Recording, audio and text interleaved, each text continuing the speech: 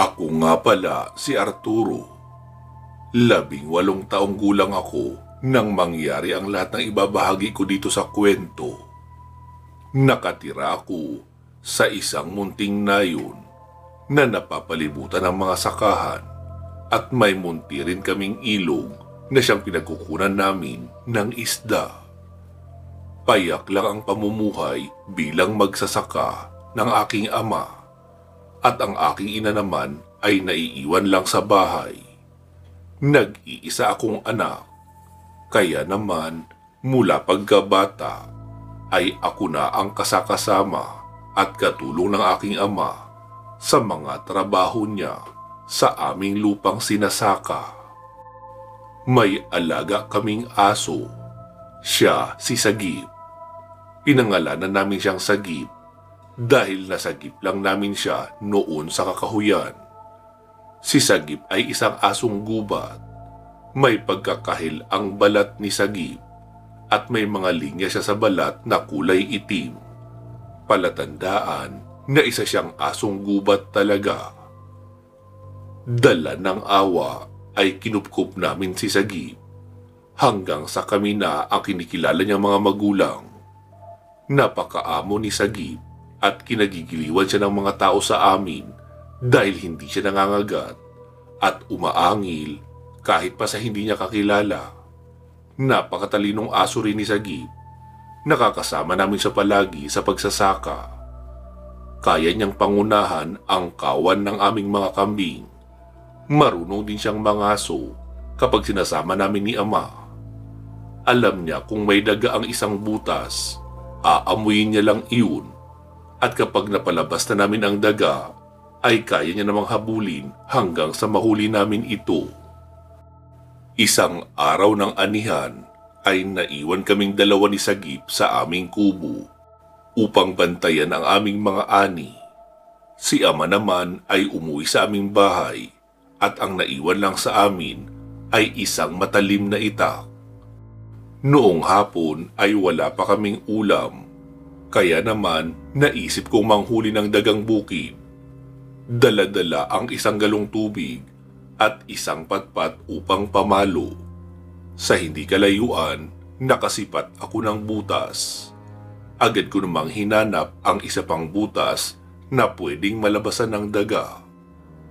Agad ko ito tinakpan gamit ang puti at dahan-dahang binuhusan ng tubig ang butas hanggang sa mapuno ito. Nang mapuno ang butas ay agad nang gumalaw ang tubig. Indikasyon na may daga nga sa loob. Inihanda ko na ang patpat upang abangan ang paglabas ng daga. Hindi rin kasi iyon makakatagal sa loob ng butas dahil mauubusan ito ng hangin. Nakita kong sumilip ang daga sa butas at nag-aantay lang ako na ilabas niya ang kanyang ulo upang mapalo ko na ito. Pero paglabas ng ulo ng daga ay agad niyang nailagan ang palo ko at nagtatakbo siya ng mabilis. Agad naman itong hinabol ni Sagip at tumakbo na rin ako upang tumulong. At wala pang 3 minuto ay nahabol na namin ang daga. Nakagat ni Sagip ang katawan nito at pinalo ko naman ang ulo, dahilan ng pangingisay nito. Nakaisa na kami pero hindi pa ito sapat. Bumalik na kami ni Sagip sa butas na pinanggalingan ng daga upang kunin ang galon na may tubig at pagkatapos ay naghanap kami uli ng butas. May mangilan-ngilan pa kaming butas na nakita ni Sagip, ngunit nang amuyin niya ang mga iyon ay umiling siya. Indikasyon na walang laman ang mga iyon. Ganoon talaga kapag panahon ng anihan, nabubulabog ang mga daga at humahanap ng ibang mapaglulunggaan.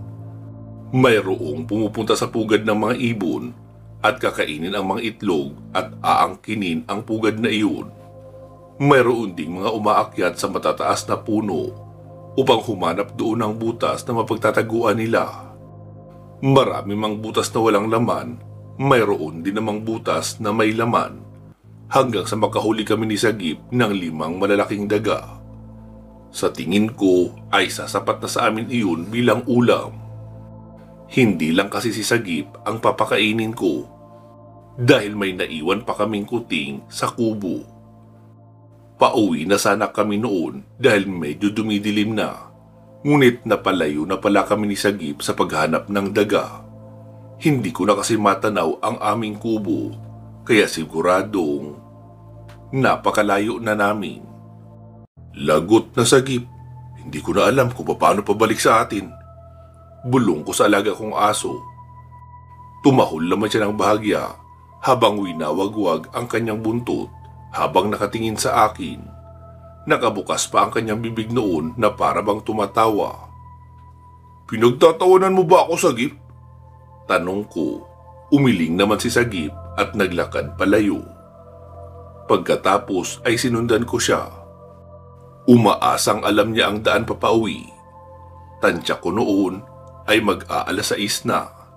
Nakalubog na kasi ang araw at hindi ko alam kung ilang oras ang lalakarin namin ni Sagip dahil hindi ko rin makita ang aming kubo mula sa malayo. Habang naglalakad ay may nakita akong isang matandang babae sa daan. Papalapit ito sa akin at inisip kong doon ang daan niya pauwi. Naisip ko rin na pagtanungan ng direksyon dahil hindi ako sigurado kung alam nga ba ni Sagip ang daan papauwi sa kubo namin. Habang papalapit ang matandang babae ay umangil si Sagip na nakapagtataka. Dahil napakaamo niya kahit sa mga taong hindi niya kilala. Kaya naman pinagalitan ko siya dahil sa kanyang pinakita. Tumigil ka nga Sagip, hindi ganyan makitungo sa ibang tao ah. Mahina pero mataas ang tono kong tinig. Hindi naman nagpaawat sa akin si Sagip at ngayon ay tumahol pa ng tumahol. Pasensya na ho kayo sa aso ko. Hindi naman po siya ganyan makitungo sa mga tao. Hindi ko po alam kung bakit siya nagkakaganito. Hinging paumanhin ko sa matanda na noon ay papalapit pa lang sa amin. Bantayan mo yung aso mo! Baka mapatay ko yan! Pagbabanta naman ang matanda. Pasensya na po talaga. Maaari po ba ako magtanong ng direksyon? Naliligaw po kasi ako. Wika ko rito. Hay! Diyan ka magtanong sa aso mo! Napakatapang ng asong yan! Galit namang bulyaw nito. Pinagmasdan ko na lang na makalampas sa amin ang galit na matanda. Habang si Sagip ay patuloy pa rin ang pagtahol habang sinusundan ng tingin ang matanda. Muling napalingon pa sa akin noon ang matanda at dinuro pa ako sa mukha na talagang nagbabanta. Muli nang naglakad doon si Sagip at sinundan ko naman siya. Salbahe ka Sagip pa. Nakikiraan lang naman ang matanda. Malay nga natin kung teritoryo niya ito. Tapos tayo pala ang dayo.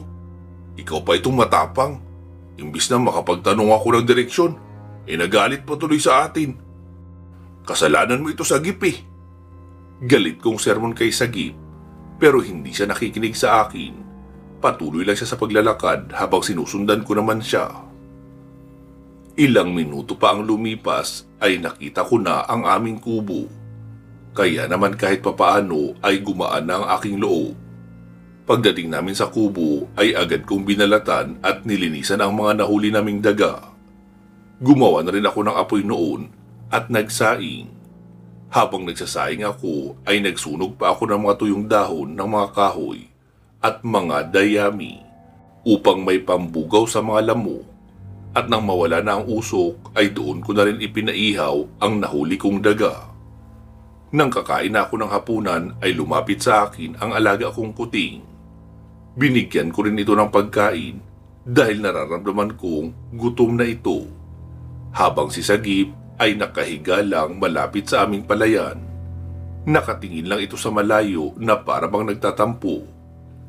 Siguro ay nagdaramdam siya dahil nagalit ako. Kaya tinawag ko na siya upang sumabay sa akin na kumain. Sagip, halika na rito, kain na tayo.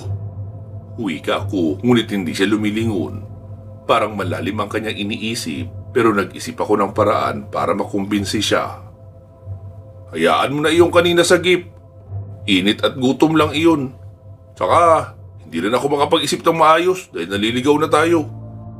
Kaya patawarin mo na ako, halika na rito. Muli kong wika. Tumingin na siya sa akin noon at lumapit. habang iwinawagwag ang kanyang buntot. Pagkatapos noon ay binigyan ko na siya ng pagkain. Kinain niya naman iyon agad. Pagkatapos kumain ay naalala ko ang mga tilapia sa pan.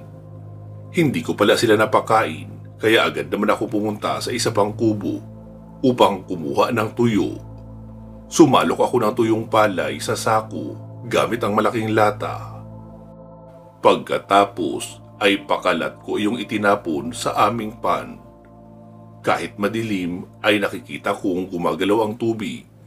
Habang pinagmamasdan ko noon ang mga tilapia, ay bigla namang umalulong si Sagip at nang lingunin ko siya, ay may nahagip ang gilid ng aking mata mula sa di kalayuan.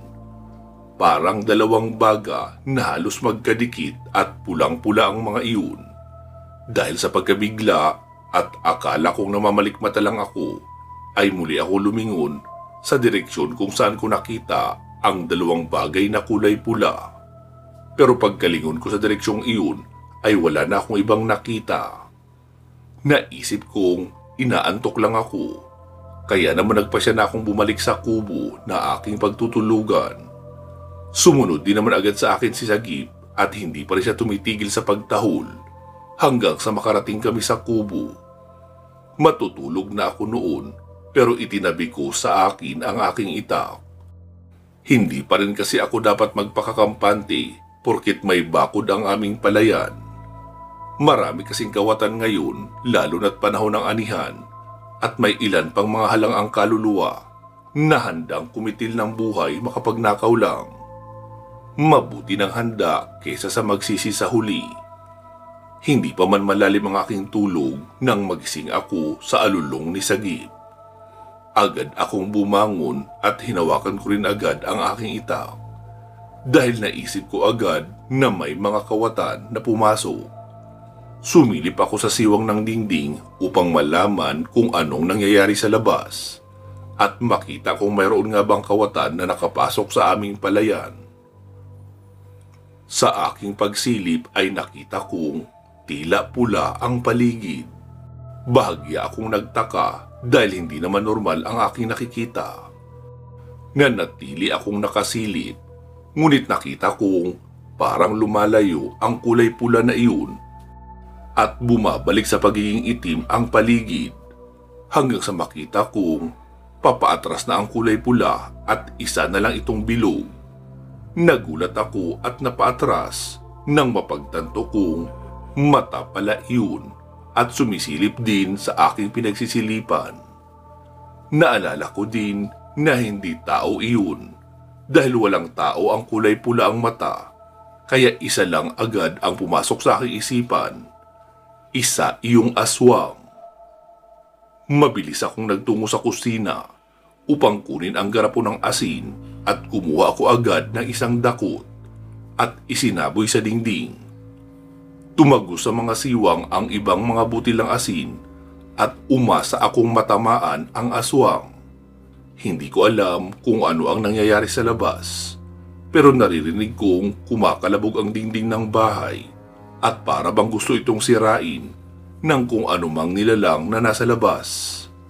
Napasigaw naman ako noon.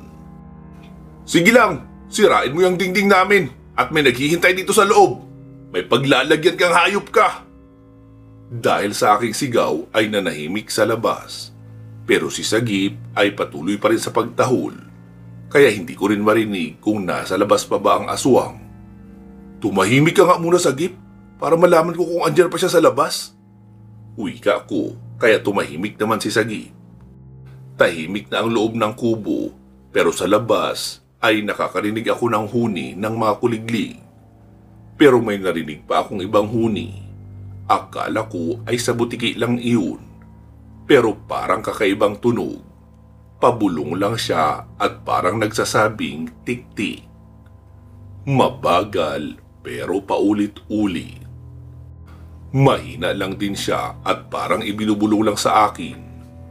Muli akong sumilip sa labas dahil hindi naman gaanong madilim, dulot ng bilog na buwan.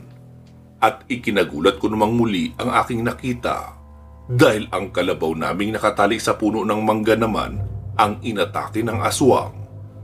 Nakakagat ang aswang sa liig ng kalabaw at dahil doon ay hindi makaiyak ang kalabaw namin. Buntis pa naman ito at malaking kawalan sa amin kung mamamatay iyon. Kaya nagmamadali kaming lumabas ni Sagip mula sa kubo upang iligtas ang kalabaw. Paglabas namin ng kubo ay agad nang sumugod si Sagip at kinagat ang kamay ng aswang. Sinabuyan ko naman iyon ng asin at pinagtataga. Sa pagkakataong iyon ay bumitaw na siya sa pagkakagat sa kalabaw at sinubukan kaming atakihin. Ngunit wala siyang palag sa amin dahil patuloy ko siyang pinagtataga hanggang sa humiwalay ang kanyang ulo sa kanyang katawan. Nang masiguro kung wala ng buhay ang aswang ay binitiwan na siya ni Sagip. Tinignan ko naman ang aming kalabaw. Mabuti at hindi pa naman malalim ang pagkakagat ng aswang sa kanyang liig. Kaya tinalian ko lang ito ng malinis na basahan upang hindi magtuloy-tuloy sa paglabas ang dugo. Nagpasalamat ako noon dahil sa katapangan ni Sagip. Dahil kung hindi ko siya kasama ay hindi ko magagawang lumabas at labanan ang aswang. Pagkatapos ng mga nangyari ay bumalik na kami ni Sagip sa loob ng kubo. Pero nanatili na kaming alerto sa mga darating pang panganib hanggang sa makatulog na lang ako sa pag-aantay. Kinabukasan ay umaga na akong nagising. Naroon na rin sina ama at kasama niyang dumating si ina upang makatulong din sa paggagapas. Agad naman nilang napansin noon ang aming kalabaw na may nakataling basahan sa liig. "Arturo, ano nangyari sa kalabaw natin?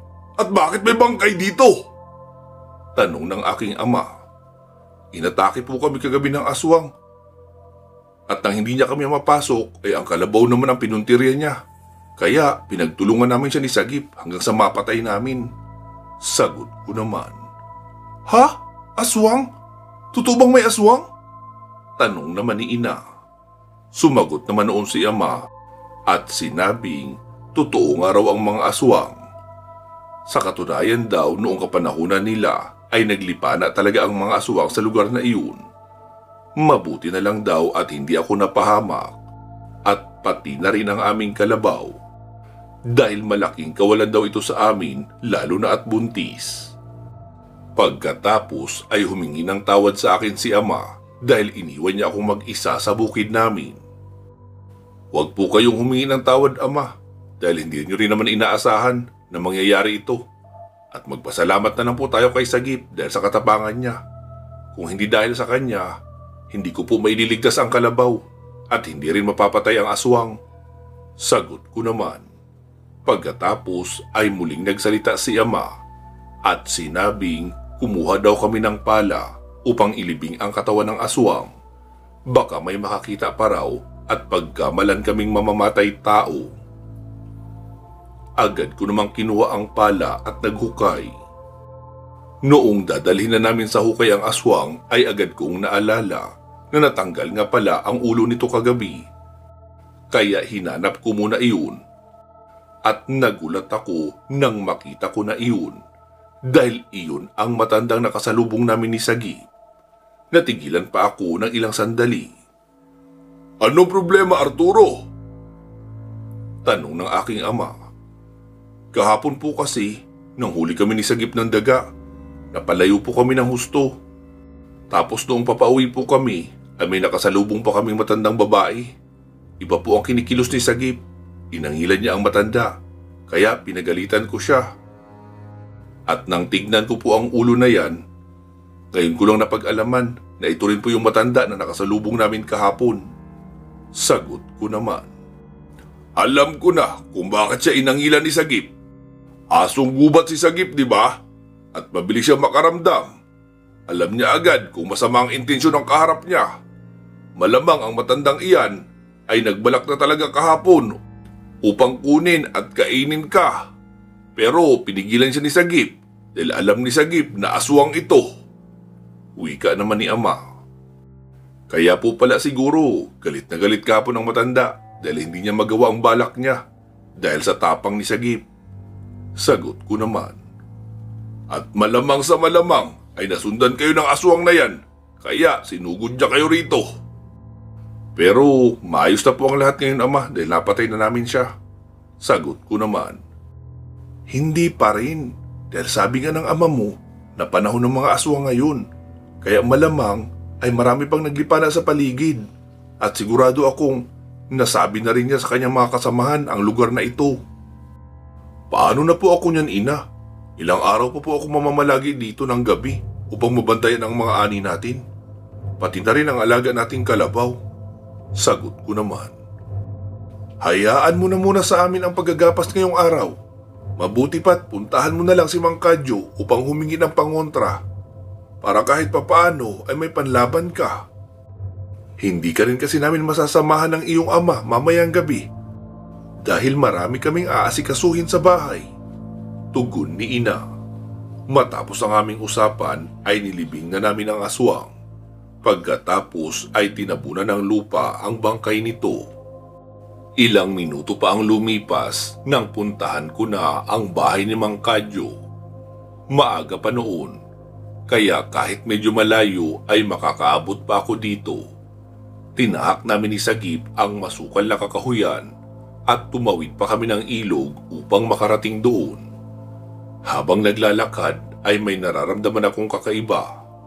Para kasing may sumusunod sa amin.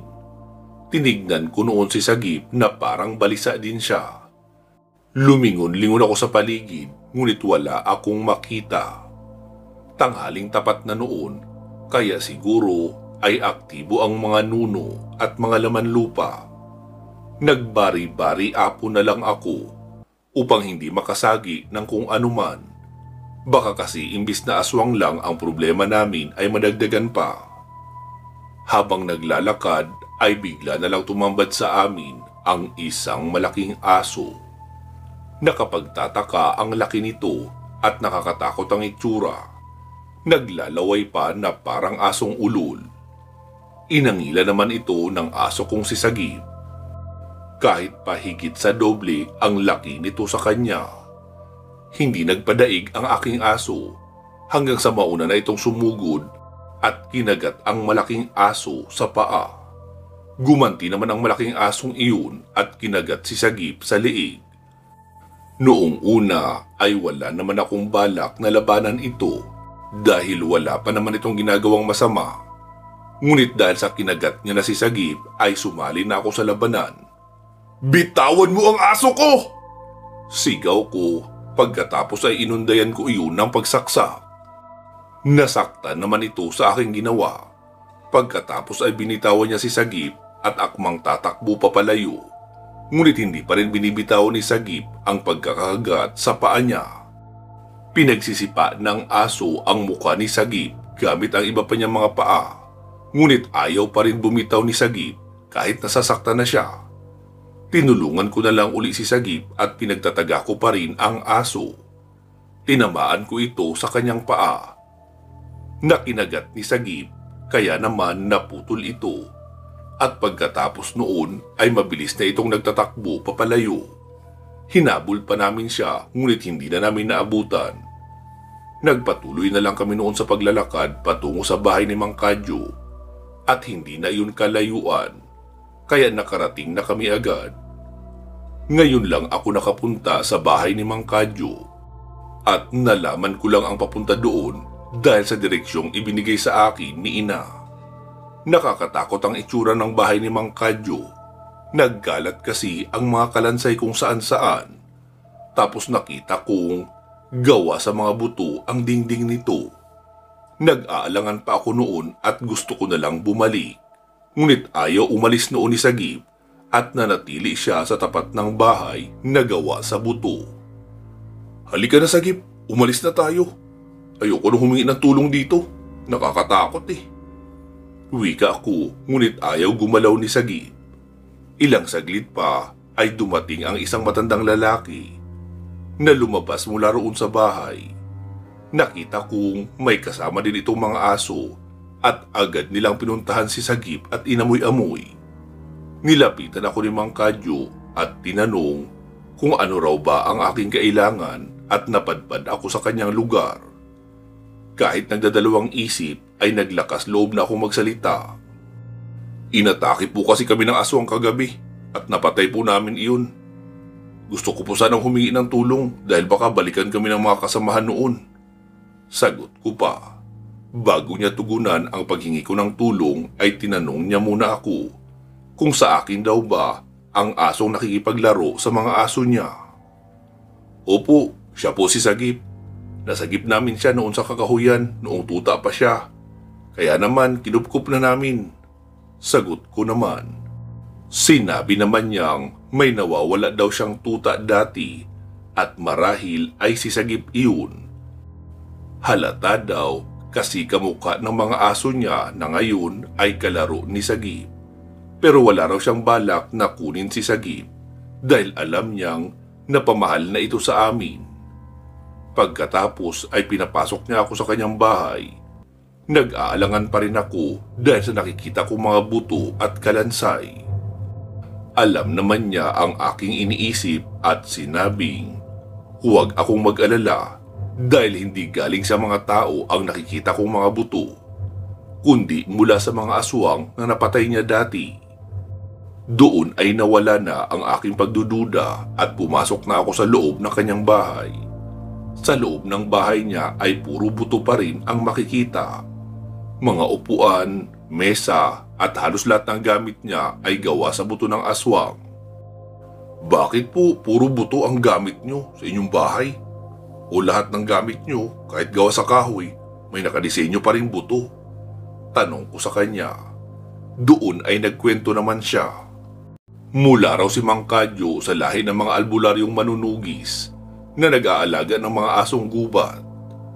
Noong talamak daw ang mga aswang sa aming baryo ay siya ang takbuhan ng aming mga kababaryo at sa dami ng aswang ay hindi niya na alam kung saan niya dadalhin ang bangkay ng mga iyon na kanyang napapatay.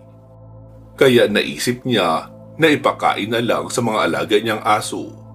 At dahil hindi naman kinakain ng aso ang mga buto, ay pinapatuyo niya na lang sa init ng araw at nililinisan. Pagkatapos ay isinasama sa materyales ng kanyang bahay. Hindi lang para maging palamuti, kundi upang maging babala sa mga aswang na hindi dapat nila guluhin ang aming baryo kung ayaw nilang maging kagamitan ni Mang Kadyo ang kanilang mga buto.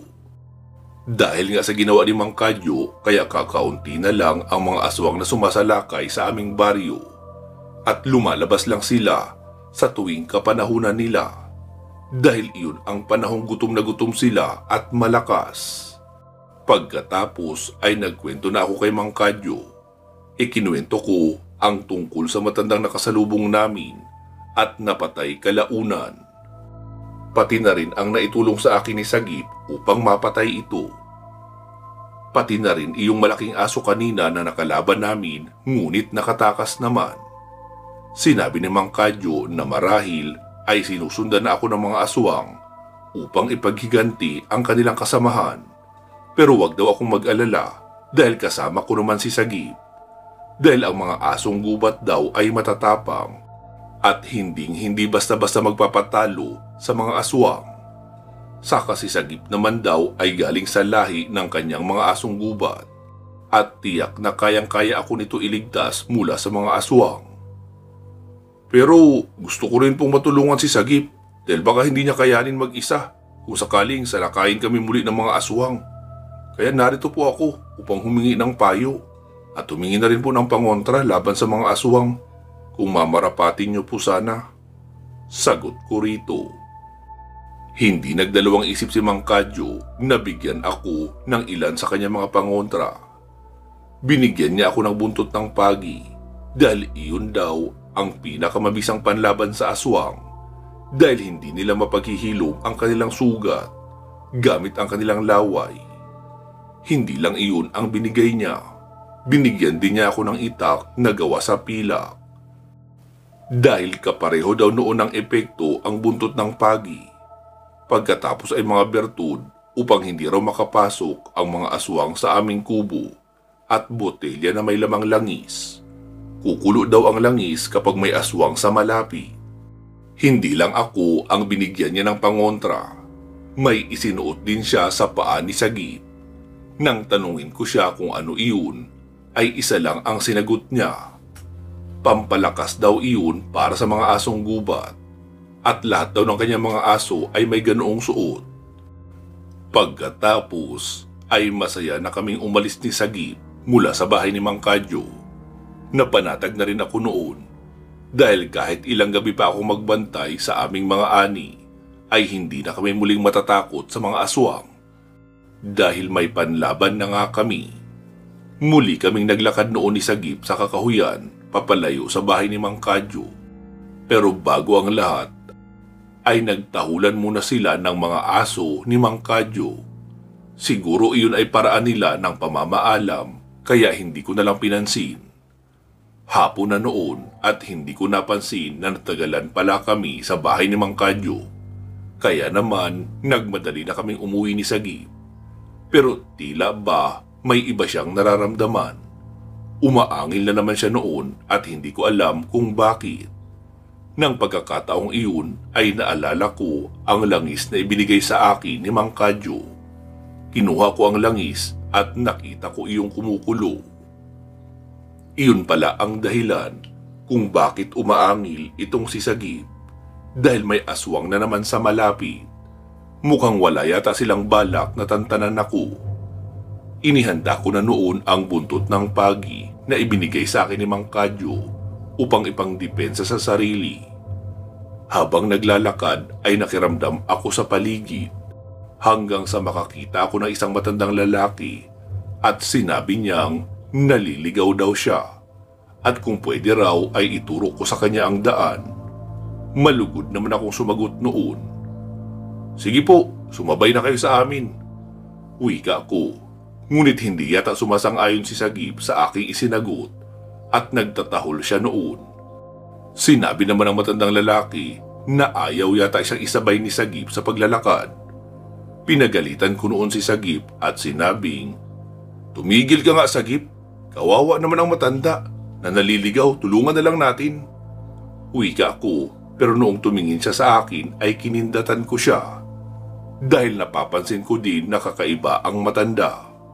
Nakasuot ito ng kamiseta na panggapas. Kaya mukha lamang siyang normal na magsasaka. At dahil mahaba ang manggas noon ay hindi ko makikita ang isa niyang kamay. May duda na ako noon na siya ang aswang na nagkatawang aso kanina na naputulan namin ng paa sa harapan. Kaya naman gusto kong sakyan siya sa kanyang pagpapanggap. Mukhang nakuha naman ni Sagip ang gusto kong mangyari. Kaya naman nanahimik na lamang ito. Habang nasa kalagitnaan kami noon ng paglalakad, ay tinanong ng matanda kung para saan daw ba ang hawak kong latigo dahil puno raw ito ng tinik at parang may labanan akong pupuntahan. "Ah, ito po ba? Para po ito sa'yo." Sigaw ko pa noon, sabay pinaghahampas ko na ng latigo ang matanda. Para siya noong bulati na inasinan habang hinahampas ko ng buntot pagi. Nagmamakaawa pa siya noon at tinatanong kung ano raw ang aking ginagawa dahil isa lang daw siyang normal na matanda. "Hindi ka isang normal na matanda! Isa kang salot na aswang! At kanina ko pa alam, pinapasakay lang kita!" Sigaw ko habang walang awang hinahagupit ang matanda. Nagpalit uli siya ng anyo bilang malaking aso. Ngunit hindi niya na matakasan ang hagupit ng buntot pagi. Habang hinahampas ko siya, ay kinakagat naman siya ni Sagip upang masiguradong hindi na siya makakatakas. At pagkatapos noon ay tuluyan na siyang nanghina. Kinuha ko na noon ang itak na gawa sa pilak upang wakasan na ang buhay niya. Iniwan na lang namin noon ni Sagip ang bangkay ng aswang at maayos kaming nakauwi sa aming kubo. Madilim na noon at pauwi na rin ang aking mga magulang. Tinanong nila sa akin ang nangyari at kinumusta ang lakad namin ni Sagip. Ikinuwento ko naman sa kanila ang lahat habang naghahanap ng makakain. Gutom na kasi kami noon ni Sagip dahil hindi kami kumain ng buong araw. Mabuti na lang at may nakahanda ng pagkain para sa amin. Nang huli pala sila noon ng tilapia sa aming munting pan. Pagkatapos noon ay muli na nila ako sinabihan na mag-ingat dahil uuwi na sila at ako na naman ang maiiwang mag-isa. Huwag po kayong mag-alala dahil kayang-kaya ko na po ang aking sarili. Binigyan po ako ng ilang kagamitan ni Mang Kadyo upang pangontra at panlaban sa mga aswang. Pagkatapos noon ay umalis na sila at nagpahinga na ako. Kinagabihan, habang malalim ang aking pagtulog ay nagising ako dahil sa malakas na katok sa pinto ng kubo. Nang magising ako noon ay narinig ko si Ama at sinasabi niyang sasamahan niya daw ako na magbantay dahil delikado raw ang kalagayan ko roon. Nagsimula na rin noong umangil si Sagip at indikasyon iyon na may nararamdaman siyang aswang sa paligid. Kaya naman dali-dali kong binuksan ang pinto upang papasukin si Ama dahil baka siya pa ang mapuntirya ng aswang habang nasa labas. Pagkabukas ko ng pinto ay nagulat pa ako dahil hindi ko nakita si Ama. Bagkus, tumambad sa akin ang isang aswang na ginaya lang pala ang boses ng aking ama at agad ako nitong sinunggaban. Natumba naman ako noon sa sahig at pilit niyang kinakagat ang aking liig. Gamit ang aking kamay ay pilit kong itinutulak ang kanyang ulo upang hindi niya ako makagat. Kahit na napakalakas niya ay pinilit kong manlaban.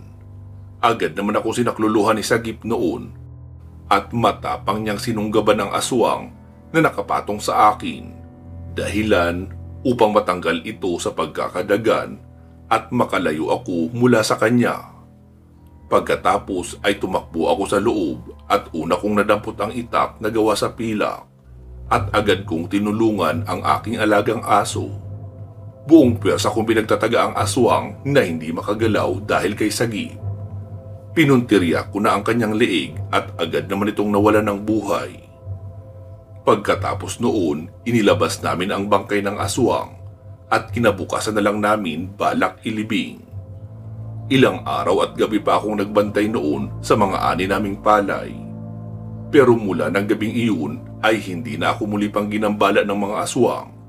Siguro ay natakot na sila sa amin ni Sagip dahil napagtanto nilang hindi nila kami kaya. Laking pasasalamat ko noon kay Mang Kadyo. Kung hindi dahil sa pangontrang ibinigay niya ay hindi ko matatalo ang mga aswang. Pero mas labis kong ipinagpapasalamat ay ang aking alagang si Sagip. Dahil simula pa lang nang maglitawan ang mga aswang ay ilang beses niya na akong iniligtas. Hanggang dito na lang itong aking kwento. Maraming salamat po sa inyong pakikinig. Mag-iingat po kayo palagi at hanggang sa muli.